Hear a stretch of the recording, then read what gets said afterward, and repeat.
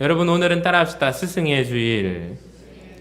여러분 이런 말이 있어요. 감사는 표현할 때 비로소 기쁨이 된다라는 말이 있습니다. 동의하십니까?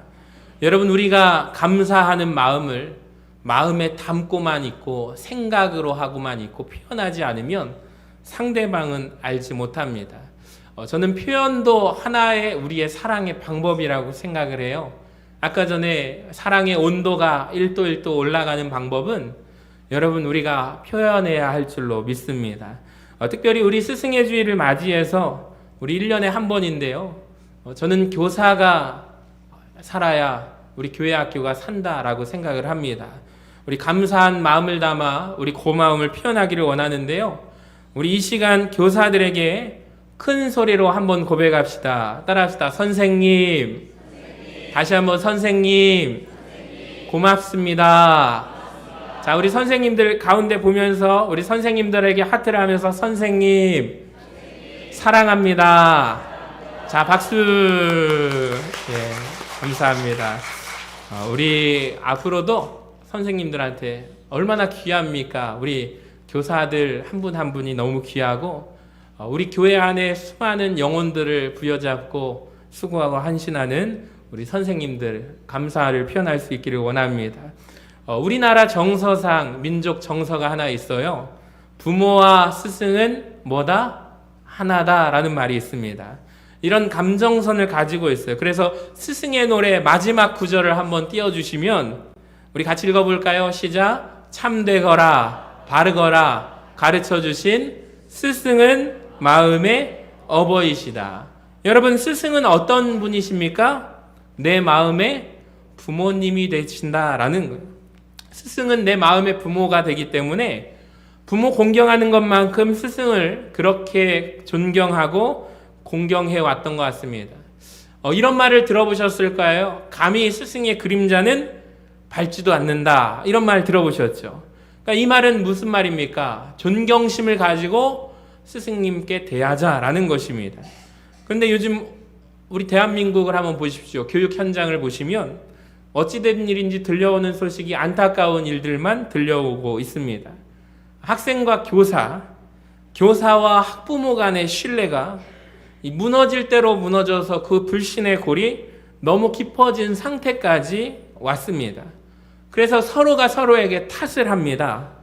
제자들은 이런 말을 하죠. 존경할 스승이 없다라고 말하고, 스승은 이런 말을 합니다. 내가 마음을 다해 사랑할 제자가 없다. 학부모는 뭐라고 말합니까? 내 자녀를 믿고 맡길 학교가 없다. 그러니까 이것이 우리나라 지금 현실이거든요. 그러니까 우리가 여러분 믿음의 사람으로 기도해야 할 줄로 믿습니다. 그러니까 우리나라 이 대한민국의 교육이 다시 정상을 되찾을 수 있도록 학교에서는 무엇보다 사람다움을 배우고 익힐 수 있어야 합니다.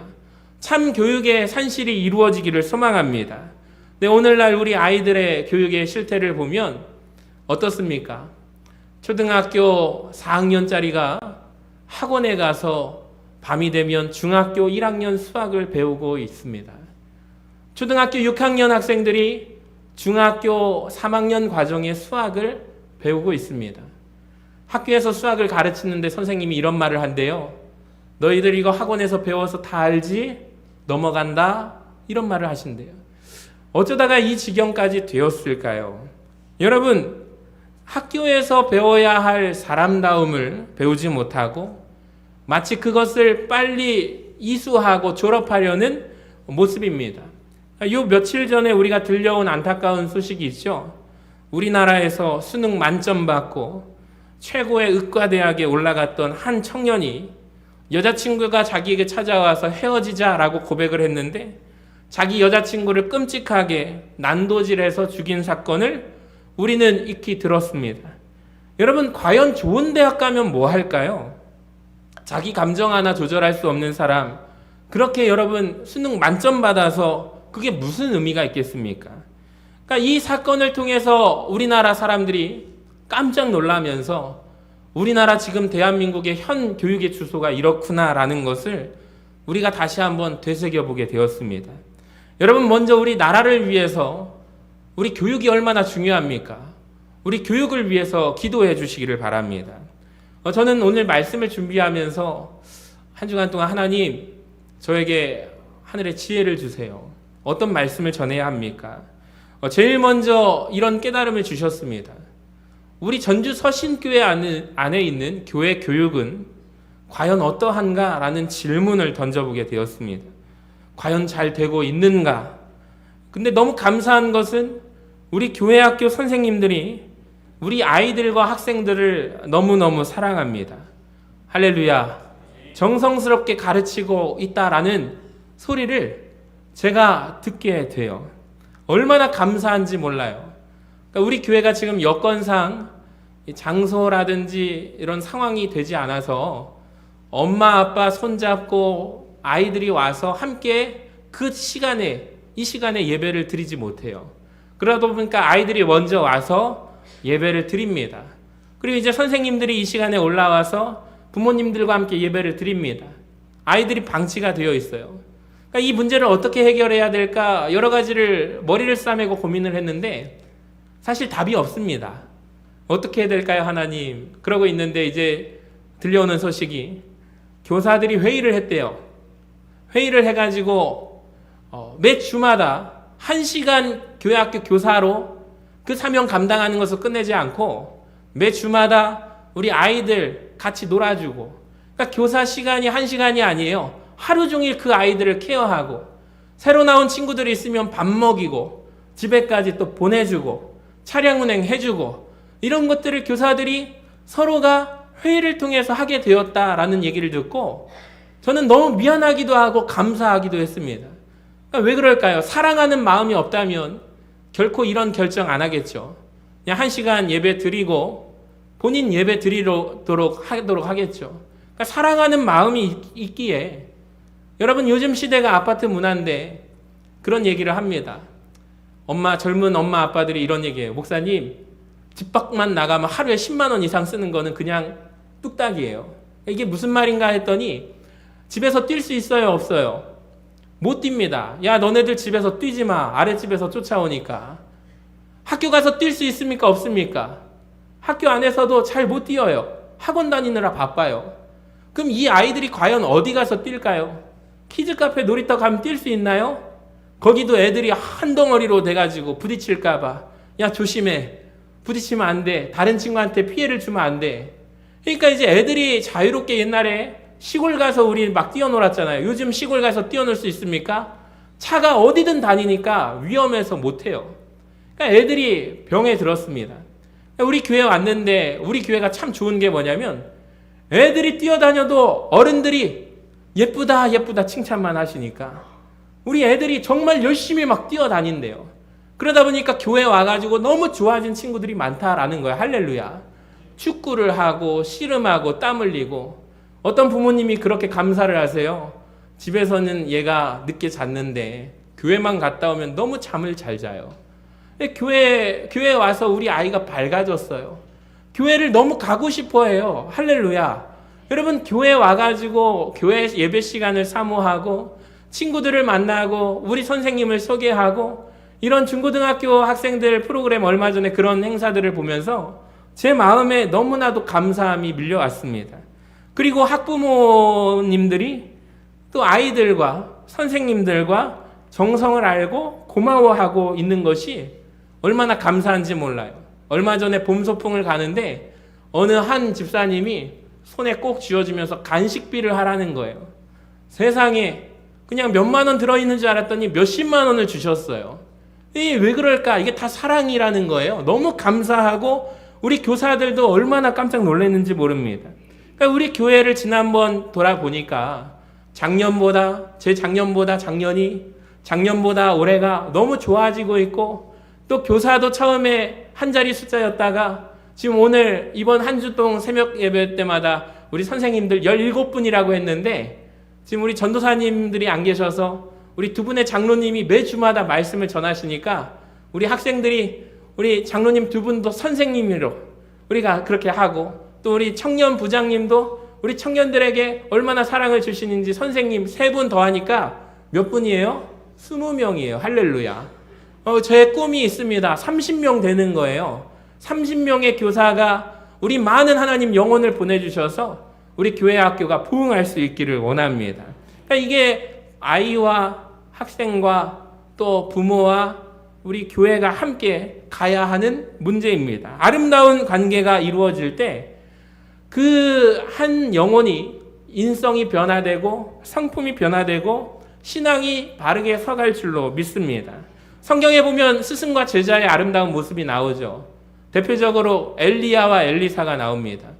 또 예수님과 12 제자가 나옵니다.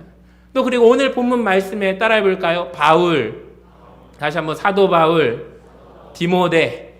그러니까 스승이 바울이고 디모데가 제자예요. 여러분 오늘 이 바울과 디모데의 관계를 통해서 우리가 하나님의 말씀의 비밀을 발견하기를 원합니다. 사도 바울이 자기 제자 디모데에게 편지를 씁니다. 이제 디모데가 영적인 리더가 됩니다. 에베소 교회를 담임합니다. 그래서 당부의 편지 서신을 디모데에게 쓰는 거예요.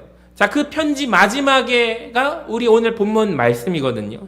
디모데에게 어떤 당부를 합니까? 우리 11절 말씀 같이 한번 읽어봅니다. 시작. 오직 너 하나님의 사람아 이것들을 피하고 의와 경건과 믿음과 사랑과 인내와 온유를 따르며 믿음의 선한 싸움을 싸우라. 영생을 취하라. 아멘. 여러분 저는 이 말씀 두 구절 안에 교회 교육의 목표가 들어있다고 생각합니다.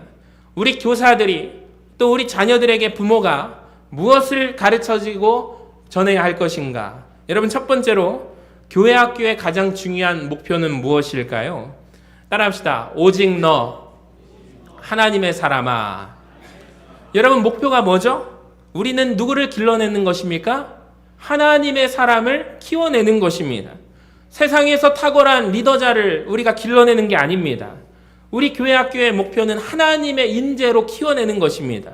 하나님 나라 거룩한 사람을 키워내는 것이 교회 학교의 목표입니다. 그렇다면 구체적으로 어떤 사람을 길러내야 할까요? 여러분 성경 말씀에서 나오는 성경 인물과 같이 길러내야 합니다. 예수님의 성품을 닮은 자로 길러내야 합니다. 여러분 이것이 교회 학교의 목표가 되어야 합니다. 성경이 말씀이 기준이 되는 사람. 저는 바라기는 우리 서신교회를 통하여 선생님들의 정성스러운 섬김을 통해 우리 교회 안에 하나님 나라의 거룩한 인재들이 구름대처럼 일어나게 되기를 주님의 이름으로 간절히 축원합니다. 자, 그렇다면 자녀들에게 전수해야 할 신앙의 핵심은 무엇일까요? 우리 선생님들 잘 기억하셔야 됩니다. 오늘 본문은 그것을 네 가지로 아주 정확하게 말씀하고 있는데 네 가지의 동사가 나오거든요. 우리 같이 한번 읽어볼까요? 시작. 피하라, 따르라, 싸우라, 취하라. 다시 한번 시작. 피하라, 따르라, 싸우라, 취하라. 노란 글씨만 읽어봅니다. 시작. 피따 사치. 다시 한번 시작. 피따 사치. 절대 안 잃어버리실 것입니다. 잊어버리지 마시기 바랍니다. 여러분 첫 번째 피하라. 우리 자녀들에게 너희 인생들 살아가면서 이것만큼은 피해라, 멀리해라 라는 것을 가르쳐 줘야 되거든요. 그러니까 오늘 성경에 이런 것들을 피하래요. 어떤 것을 피하라? 자, 오늘 우리가 읽어본 말씀이 11절 말씀인데 그 앞부분에 이런 두 가지의 표현이 나옵니다. 이것을 피하래요. 첫 번째로 3절에 다른 교훈을 피하라. 즉 거짓 교훈을 피하라, 멀리하라 라고 말합니다. 두 번째로 무엇을 멀리하라? 물질, 돈을 멀리하라 말씀하고 있습니다. 여러분 저와 우리들의 삶의 주인은 누가 되십니까? 여러분 우리가 성경에 보면은 항상 우리에게 물질을 다스리는 방법을 말씀하십니다. 그러니까 우리가 신앙 훈련은 곧 하나님이 주신 물질을 내가 고백하고 다스리는 방법을 훈련받는 것인데 여러분 이것을 우리 누구에게 가르쳐 줘야 돼요? 자녀들에게 가르쳐 주어야 한다라는 거예요. 근데 어느 날 우리가 인생을 살아보다 보니까 우리 안에 유혹이 찾아오죠. 하나님이 주인이 아니라 내 삶의 주인이 누구예요? 내가 되는 거예요. 내가 주인이라고 살아가는 사람들이 얼마나 많은지 모릅니다. 물질의 유혹 앞에서 무너지는 사람들이 얼마나 많은지 모릅니다. 근데 바울이 지금 디모데에게 가르쳐주고 싶은 것이 첫 번째로 피하라. 물질을 피하고 여러분 거짓 교훈을 멀리하라 라고 말하고 있습니다. 여러분 우리 선생님들이 이것을 가르쳐 주시기를 바랍니다. 자, 무엇을 가르치는가? 얘들아, 너의 삶의 주인이 누구란다? 하나님이시란다. 우리 선생님들이 이것을 꼭 가르쳐 주시기를 바랍니다. 너의 삶의 주인은 네가 아니야. 네가 주도하는 인생이 아니야. 하나님이 주인 되시는 삶을 살아야 돼. 그 삶이 진짜 복된 삶이란다. 여러분, 우리 교사들이 이것을 꼭 가르쳐 주시기를 바랍니다. 여러분, 이런 선생님들 되시기를 주님의 이름으로 간절히 축원합니다. 자, 두 번째, 따는 뭡니까? 따르라 라는 것입니다. 하나님의 사람이라면 무엇을 따르는가? 이걸 가르쳐 줘야 한다라는 거예요. 오늘 성경에 보니까 6가지를 의미합니다. 같이 볼까요? 시작. 의와 경건과 믿음과 사랑, 인내, 온유. 다시 한번 시작. 의와 경건, 믿음, 사랑, 인내, 온유. 이 6가지를 가르쳐 주래요. 여러분, 그렇다면 이 각각은 무엇일까요? 간단하게 설명하면 의는 쉽게 말해서 올바름입니다. 네가 무엇이 바른 건지 알았니? 그러면 그 올바름을 실천해야 돼. 이걸 가르쳐 주셔야 돼요. 자, 두 번째 경건입니다. 경건은 하나님의 성품을 닮아가는 것을 가르쳐 주셔야 돼요. 믿음은 무엇입니까? 주님을 향한 절대적인 믿음. 주님을 신뢰하는 방법을 가르쳐 주셔야 합니다. 자, 네 번째는 사랑입니다. 사랑은 자기를 내어주는 삶이에요. 누군가를 향해서 너가 내어줄 수 있어야 해. 공부해서 남 주냐? 이게 아니라 맞아, 공부해서 남을 주는 삶을 살아야 돼. 이게 사랑이다라는 거예요. 이걸 가르쳐 줄 수 있어야 돼. 자, 인내는 무엇이냐? 네가 인생을 살아가면서 어려움이 올 거야. 고난도 찾아올 거야. 그럴 때 누구를 찾아야 돼? 주님을 찾아야 돼. 너 절대로 하나님을 떠나지 마. 시선을 하나님을 향해서 떠나지 마. 이것을 가르쳐 줘야 돼요. 마지막 온유는 무엇입니까? 누군가에게 네가 기댈 언덕이 되어야 돼. 영적으로 네가 품어줄 수 있어야 돼. 그런 넉넉한 마음을 가지고 살아가야 돼. 너의 가슴 용량이 누군가를 품어안고 기도할 수 있는 사람이 되어야 돼. 누군가가 힘들어할 때 외면하지 말고 함께 울어줄 수 있어야 돼. 여러분, 교회는 그런 것을 가르쳐줘야 되지 않습니까? 누군가가 정말로 곤경에 처했는데 그 사람을 향하여 손을 잡아줄 수 있는 이 시대 하나님의 사람으로 우리 자녀들을 가르쳐야 되지 않겠습니까? 근데 이 6가지를 보니까 누구의 성품이에요? 예수님의 성품이에요. 예수님의 인격이에요. 성령님의 인격적인 열매임을 우리가 알게 되는 것입니다. 여러분, 그래서 우리가 반드시 가르쳐야 할 두 번째는 무엇일까요?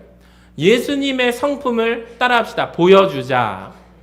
여러분, 예수님의 성품은요, 가르치는 게 아니래요. 보여주는 거래요. 주님의 마음을 본받는 자라고 말씀합니다.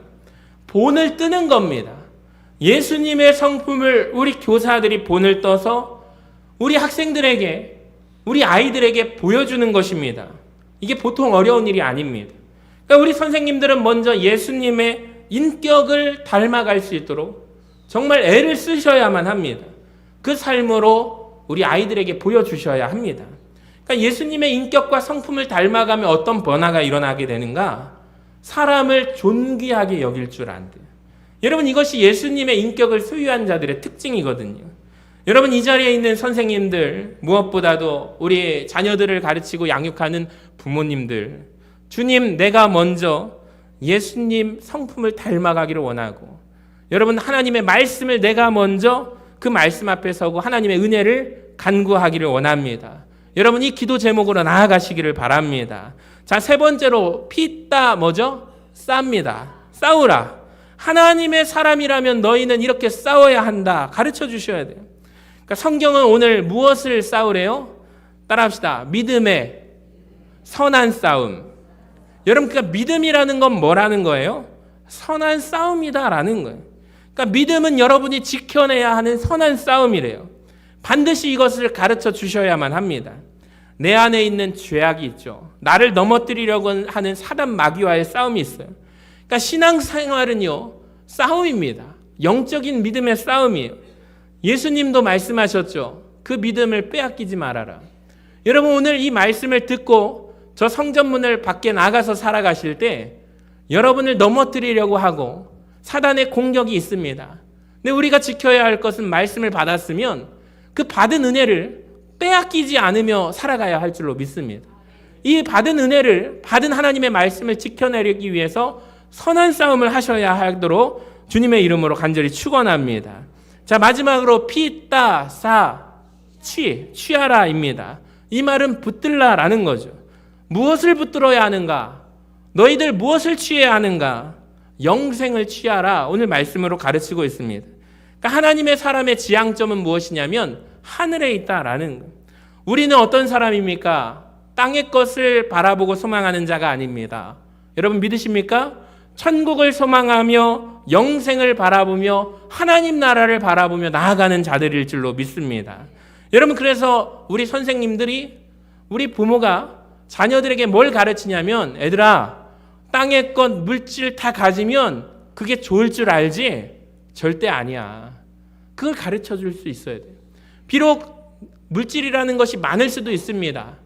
어쩌다가 때에 따라서 적어질 수도 있죠. 그럼에도 불구하고 물질이 많으면 기뻐하고 물질이 없으면 부정하고 저주하고 원망하고 여러분 이런 삶의 자세는 아니라는 거죠. 이건 땅의 사람의 기준 아닙니까? 그러니까 우리가 자녀들에게 우리 학생들에게 다음 세대에게 가르쳐야 할 것은 땅의 것을 바라보며 살아가는 것이 아니라 우리는 하늘의 것을 바라보며 살아가는 사람이라는 것을 가르쳐 주시기를 주님의 이름으로 간절히 축원합니다. 하늘의 것을 바라보며 살아가는 사람은 감사하는 삶이 가능합니다. 여러분 감사하며 살아갈 수 있는 삶 이것을 우리가 보여주어야 한다라는 것입니다. 남들보다 좀 가지지 못해도 가지지 못한 것을 나눌 줄 아는 삶 그것이 바로 행복한 삶이야 얘들아. 이것을 가르쳐 줄 수가 있어야 돼. 제가 목회하면서 깨어진 생각이 하나 있어요. 저는 헌금을 많이 하시는 분들이 가진 것이 많은 분들이 헌금을 많이 한다라고 착각을 했습니다. 근데 가만히 보니까 하나님께서 보여주신 방법이 시장에서 추운 겨울날 상추 팔아가지고 그 진짜 꼬깃꼬깃한 돈을 그런 분들이 헌신하시더라고요. 하나님 앞에 물질을 드릴 수 있는 분들 정말로 십시일반으로 모아서 하나님 나라는 그렇게 이루어 가시더라고요. 여러분 그런 분들이 하나님께서 귀하게 쓰십니다. 근데 이것은 바로 하늘에 속한 사람들이죠.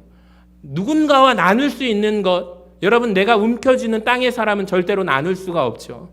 여러분 선한 마음을 가지고 나누어 줄 수 있는 삶 베풀 수 있는 삶 물질이 부족할지라도 우리는 행복하게 예수 안에서 살아갈 수 있단다라는 것을 우리 교사들은 말해줄 수 있어야 합니다. 부족하게 살아도 그것을 나눌 때 거기에 진짜 참 행복이 있어. 여러분 땅만 보면서 살아가는 사람은 절대 이걸 가르쳐주지 못하죠. 그러니까 천국을 향하여 달려가는 선생님들 되시기를 바랍니다.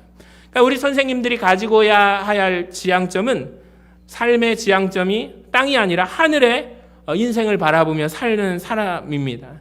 그러니까 여러분 오늘 놀라운 것입니다. 사도 바울이 디모데에게 이것을 가르쳐요. 근데 저는 도전받은 게 뭐냐면 제가 가르칠 때도 좀 그러죠. 강단에서만 좀 목사님 강단 올라가면 좀 세게 말씀하시네.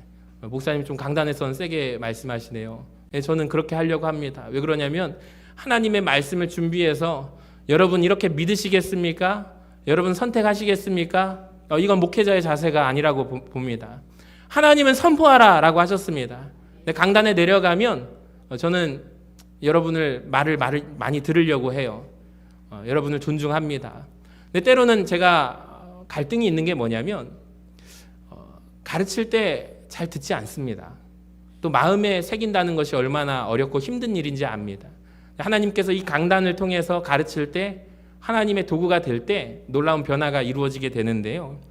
여러분 바울이 디모데에게 편지를 쓰면서 디모데야 앞으로 네가 에베소 교회 영적인 리더가 될 텐데 이거 좀 참고했으면 좋겠구나 부드럽게 말하지 않습니다. 명령합니다. 꼭 너는 이것을 지켜야 한다라고 말합니다. 저는 이런 생각이 들었습니다. 아까 전에 피따사치 뭐죠? 피할 것, 따를 것, 싸울 것, 취할 것 이것을 너는 꼭 지켜야 된다라고 명령을 하거든요. 저는 이것이 참 스승이라고 생각이 들었어요.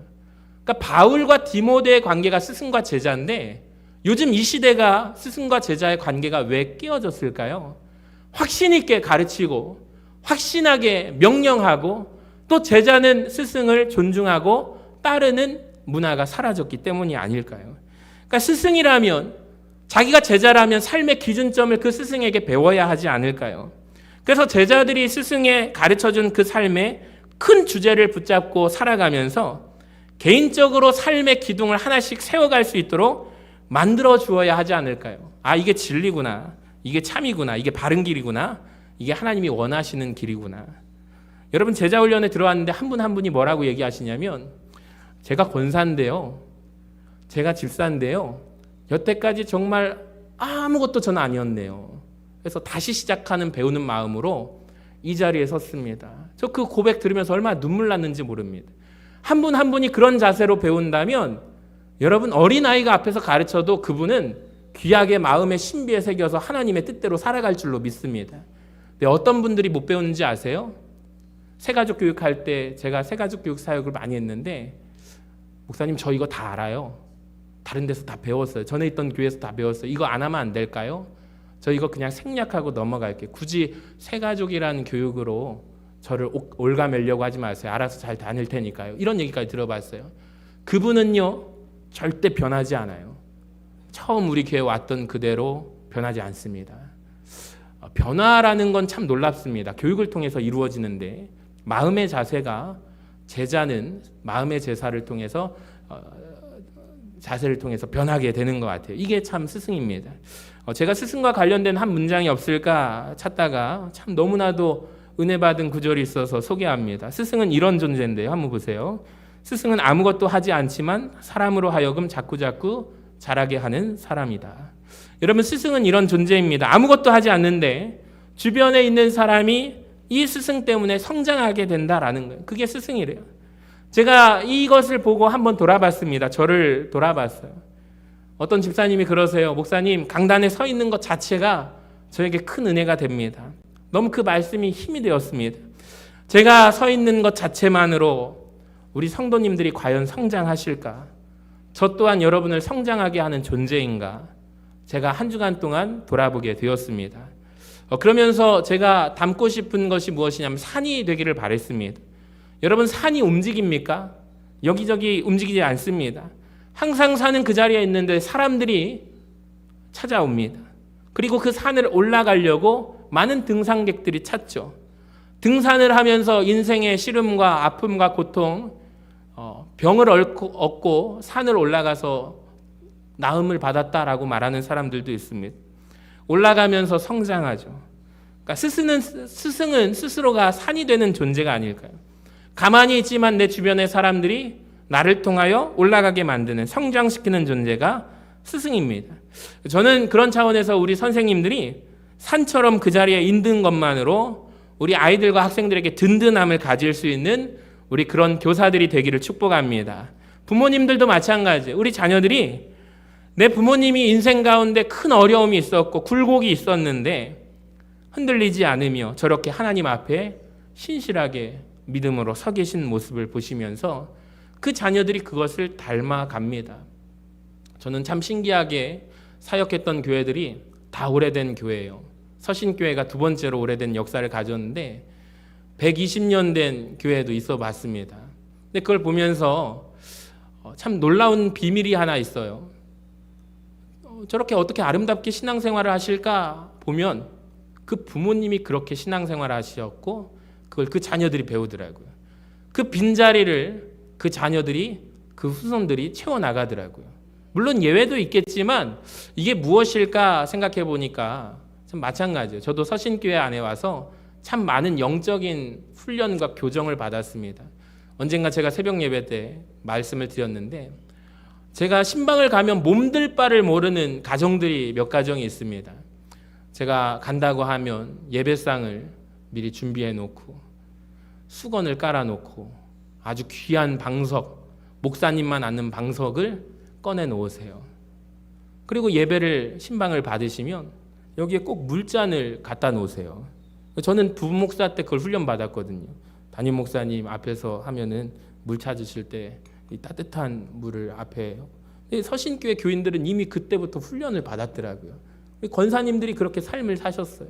심지어 얘기 들어보니까 하나님 앞에 헌금할 때, 그때 지금 은행 가서 새 지폐를 바꿔오잖아요. 다리미로 그 지폐를 다리세요. 그렇게 해서 봉투에 정성스럽게 꾸불꾸불 글씨로 우리 자녀들을 위해서 눈물로, 헌금 봉투에 다 기도 제목 못 쓰니까 A4 용지 빈 종이에다가 다 기도 제목 적어가지고 축복을 사모하셨던 권사님들이 정말 많으셨어요. 요즘에는 그런 전통이 하라고 해도 못하죠. 어렵습니다. 그리고 또 이제 예배 끝나고 일어나려고 하면 서운해하세요. 자꾸 뭘 주세요. 배가 이미 이빠만큼 나왔는데 또 밥 먹으러 가세요.